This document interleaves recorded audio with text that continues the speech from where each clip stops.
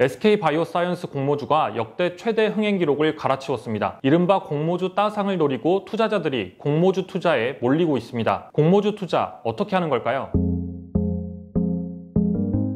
방탄소년단의 소속사 빅히트가 상장할 때 공모주를 받으려면 1억을 넣어야 겨우 2주를 받을 수 있었습니다. 카카오게임즈 때는 1억을 넣으면 5주를 받을 수 있었습니다. 1억 원이라는 큰 돈을 넣어도 몇 주 받지 못하는데 이렇게 공모주 열기가 점차 뜨거워지는 이유는 바로 따상 때문입니다. 따상, 그러니까 상장 첫날 공모가 대비 2배로 시초가가 결정되고 가격 제한폭까지 오르는 걸 의미하는 속어입니다. 이처럼 상장된 이후에 주가가 크게 상승할 거라는 기대감이 반영된 겁니다. 수익률로 따지면 따상이라고 가정할 때 하루 만에 160%의 수익률을 거두는 셈입니다. 최근 공모주 청약이 진행된 SK바이오사이언스의 사례로 이야기를 해보면 SK바이오사이언스의 공모가가 65,000원이었으니까 따상을 기록하면 일단 시초가는 공모가의 2배인 13만 원이 됩니다. 그리고 상한가를 치면 30%가 올라서 169,000원까지 오릅니다. 만약 공모주 한 주를 받았다면 한 주당 104,000원의 수익을 하루 만에 거둘 수 있습니다. 수익률로 따지면 160%의 수익률입니다. 당연히 모든 공모주들이 따상을 기록하는 것은 아닙니다. 어쨌든 공모주의 수익률을 보고도 1억을 넣어야 겨우 2주를 받기도 한다며 관심 없어 이런 분들도 있을 텐데요. 올해부터 공모주 청약 제도가 조금 바뀌었습니다. 누구나 소액으로도 도전을 해볼 수 있게 됐습니다. 바로 공모주 배정에 있어 균등 방식이라는 제도가 도입됐기 때문입니다. 말 그대로 공모주를 균등하게 받을 수 있도록 만든 제도입니다. 과거에는 청약 주식 수에 비례해서 공모주가 배정이 됐습니다. 청약을 더 많이 신청할수록 더 많은 공모주를 배정해줬다는 의미입니다. 더 많이 청약을 넣으려면 당연히 더 많은 증거금이 필요하고 결국 청약은 돈 많은 사람들만의 잔치로 끝나곤 했습니다. 예를 들어서 청약 경쟁률이 100대 1이다 이러면 100주를 신청해야 실제로 한 주를 배정받을 수 있는 겁니다. 만약 SK바이오사이언스가 과거처럼 100% 비례 배정 방식이었다면 한국투자증권 기준으로 경쟁률이 370대 1이니까 370주를 사야 한 주를 배정받는 겁니다. 즉 370 곱하기 공모가인 65,000원 그리고 증거금으로 절반만 내면 되니까 여기에 곱하기 0.5를 해서 1,200만 원을 넣어야 한 주를 받을 수 있었을 겁니다. 하지만 균등 배정은 최소 청약 증거금 이상만 넣으면 모든 청약자가 동등한 배정 기회를 갖습니다. 최소 청약이 10주니까 10주 이상만 청약을 넣으면 10주를 넣든 1,000주를 넣든 같은 배정 기회를 갖는 겁니다. 얼마를 넣든 그냥 사람 수대로 n분의 1을 해서 나눠주는 방식입니다. 예를 들어서 균등 배정 물량이 10만 주다 이랬는데 누구는 10주를 신청하고 누구는 1,000주를 신청하고 이렇겠죠. 이때 몇 주를 신청했냐가 중요한 게 아니라 총 청약을 신청한 사람이 10만 명이다 이러면 균등 배정 물량 10만 주를 한 주씩 나눠주는 겁니다. 이 균등 배정이 50% 이상을 차지하도록 했습니다. 일반 청약 배정 물량 가운데 절반 이상은 균등 방식을 적용받는 겁니다. 그러니까 누구나 청약을 통해서 공모주를 받아볼 수 있게 됐습니다.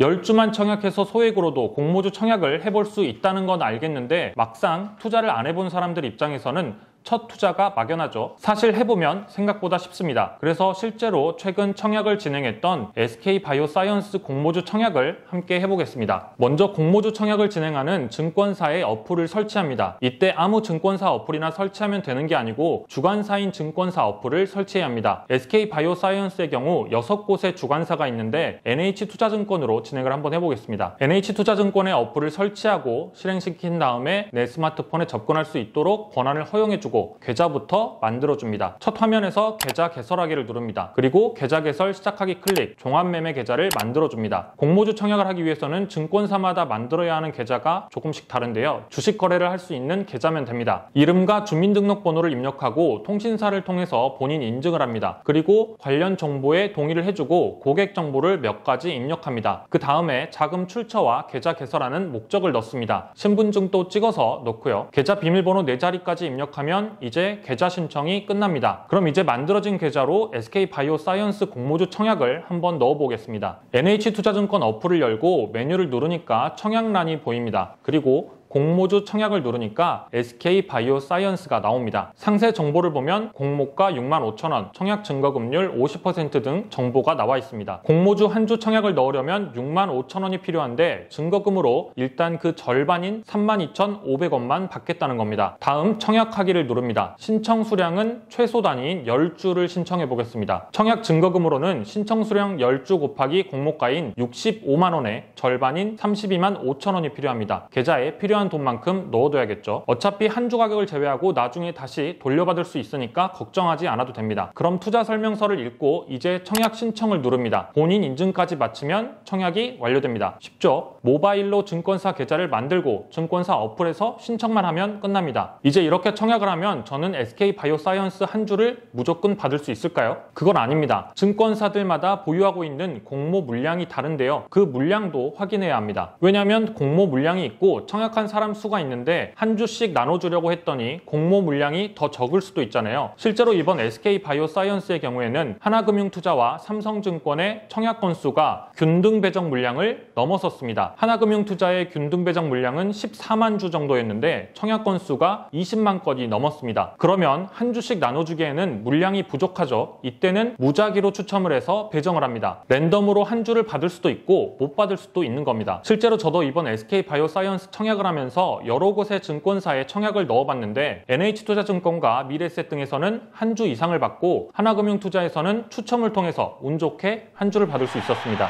균등 배정 방식이 도입되고 나서 아직 시스템이 다 갖춰지지 않아서 각 증권사별로 중복해서 청약을 할 수도 있었는데요. 그러니까 이번의 경우 주관사인 6곳의 증권사에 각각 10주씩 청약을 넣을 수 있었습니다. 그러면 약 200만 원으로 최소 4주 이상은 확보를 할 수 있었습니다. 과거 빅히트나 카카오게임즈의 사례를 생각해보면 1억 원으로 받을 수 있었던 물량을 200만 원으로도 받을 수 있었던 셈입니다. 다만 조만간 시스템이 구축되면 증권사별로 넣었던 중복 청약은 막히게 될 예정입니다. 그래도 균등 배정 방식을 통해서 한 주씩은 받아볼 만하죠. 공모주 청약을 할 때 알아둬야 할 부분들이 몇 가지 더 있습니다. 언제까지 증권사 계좌를 만들어야 할까요? 증권사 계좌는 청약 개시일 직전까지는 만들어야 합니다. 일부 증권사들은 청약 당일에도 영업점이 아닌 온라인으로 계좌를 만들면 청약이 가능한 곳도 있습니다. 그리고 청약이 가능한 시간은 청약 기간 이틀 중에 아무 때나 청약을 넣을 수 있는 건 아니고 대부분 오전 8시부터 오후 4시 사이에 청약을 신청해야 합니다. 공모주는 상장일 당일부터 공모주를 매도할 수 있습니다.